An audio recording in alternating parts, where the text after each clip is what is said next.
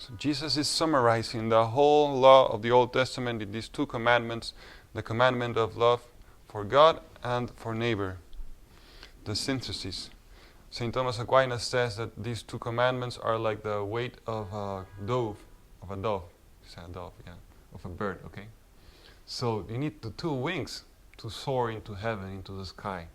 I mean, it will be lighter, the weight of the dove or the bird, without those two wings, but it would not be able to soar and to elevate.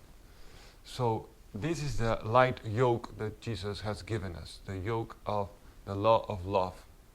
So it's a weight that makes us fly, that makes us elevate into heaven. Some other symbol, it's the cross that has two beams. The vertical beam, which connects heaven and earth, our relationship with God, and on top of it, that sustains the horizontal beam, which is the love for our neighbor. If we don't have the firm vertical one, our horizontal love, fraternal love, is weak and falls down. There's something interesting, that these two loves, these two dimensions, intersect in a point.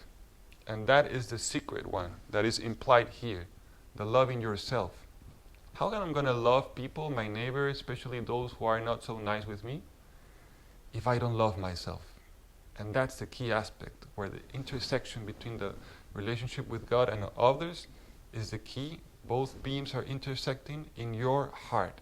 Like if you draw a cross, that center point will be your heart. How are you loving yourself? How are you receiving the love of Jesus for yourself?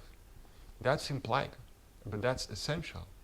How do you take care of your own heart? How do you go back to your own self and enjoy and are delighted with your existence, accepting the mystery and the gift of every single aspect of your being, physical, psychological, spiritual?